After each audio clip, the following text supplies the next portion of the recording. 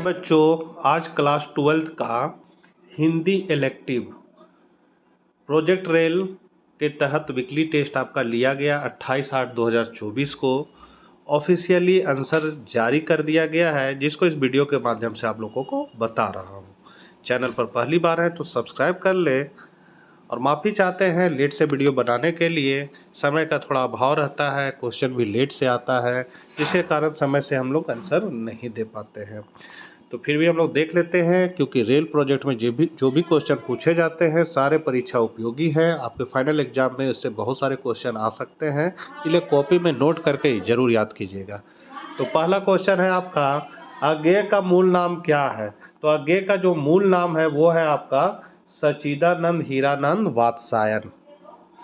दूसरा क्वेश्चन है, दीपक अकेला कविता में कवि ने किसकी विशेषताओं का वर्णन कर महत्ता प्रतिपादित की है? तो ये महत्ता किसकी प्रतिपादित की है? तो ये की है दीप की। तो यहाँ पर दूसरा का आपका घ हो जाएगा। तीसरा है, मैंने देखा एक बूंद कविता में कितनी देर तक सूरज की रोशनी से रंगी रही? तो सूरज की रोशनी जो है वो एक क्षण के लिए रंगी रही। यहाँ तीसरा का आपका क हो जाएगा, एक क्षण के लिए। सूरदास की झोपड़ी में आग किसने लगाई थी? तो सूरदास की झोपड़ी में आग भैरव ने लगाई थी। चौथा का घ है। पांचवा है, सूरदास की पोटली में क्या था? तो सूरदास की पोटली में था चांदी के 500 से अधिक रुपए थे। तो यहाँ पांचवा का ग हो जाएगा।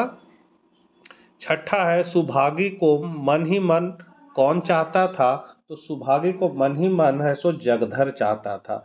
यहाँ पर छठा का घ हो जाएगा। सातवां है, समाचार वही है जो उस घटना की जानकारी दे जो। तो क्या जानकारी दे? तो ये हो जाएगा ताजी। समाचार वही है जो घटना की ताजी जानकारी दे। किसी भी पत्रकार के लिए सदा क्या होना आवश्यक है? तो किसी भी पत्रकार के सदा निष्पक्ष होना आवश्यक है। यहाँ आठवां का क हो जाएगा। यह दीप अकेला कविता अज्ञेय के किस काव्य संग्रह से ली गई है? तो ये लिया गया है आपका बावरा अहेरी से। यहाँ नौवां का ख है। प्रेमचंद नाम किसने दिया? तो प्रेमचंद को प्रेमचंद नाम जो है वो दया नारायण निगम ने दिया था। यहाँ पर 10वां का ग हो जाएगा। उसके बाद 11 नंबर क्वेश्चन है, अति लघु उत्तरीय प्रश्न। वह दीप अकेला कविता में कवि ने दीपक को किसका प्रतीक बताया है? तो यहाँ पर किसका प्रतीक बताया है? तो आंसर होगा, यह दीपक अकेला कविता में कवि ने दीपक को मनुष्य का प्रतीक बताया है। वह व्यक्तिगत मनुष्य को सामाजिक मनुष्य से जोड़ने की बात कही है। 12वां है, पनडुब्बा ये मोती सच्चे फिर को करती लाएगा, इस पंक्ति में संबंधित तुलनात्मक भाव को लिखे।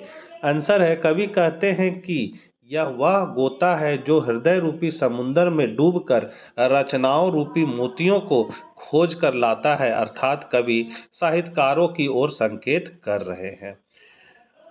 लघुतरीय है, भैरव ने सूरदास की झोपड़ी क्यों जलाई? तो भैरव सूरदास से बहुत नाराज है। जब भैरव तथा उसकी पत्नी के बीच में लड़ाई हुई तो वह नाराज सुभागी सूरदास के घर रहने चली गए। भैरव को यह बात अच्छी नहीं लगी थी।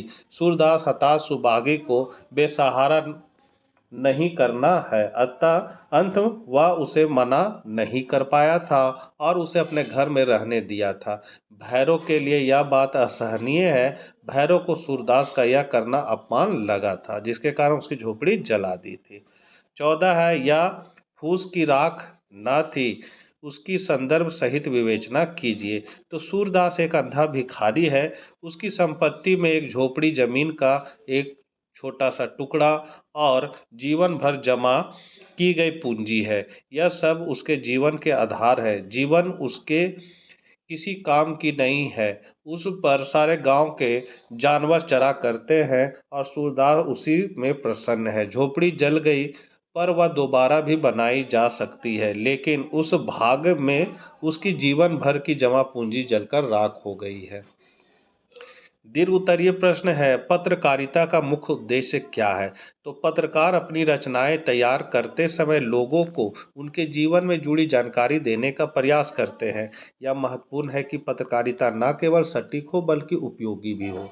सबसे अच्छी पत्रकारिता उन घटनाओं, मुद्दों और लोगों के बारे में जानकारी देती है जो समाज या दैनिक जीवन को प्रभावित करते हैं। 16 नंबर है सागर और बूंद में कवि का क्या आशय है। तो सागर से आशय समाज से है और बूंद से कवि का आशय व्यक्ति से है। एक छोटी सी बूंद सागर के जल से उछलती है और पुनः उसी में समा जाती है। यद्यपि बूंद का अस्तित्व क्षणिक होता है पर निरर्थक कतई नहीं होता। तो बच्चों ये ऑफिशियल आंसर की जारी कर दिया गया है Hindi elective class 12th weekly test का। आशा करते हैं वीडियो आप के लिए उपयोगी साबित होगा। मिलते हैं नेक्स्ट वीडियो के साथ। जय हिंद, जय भारत।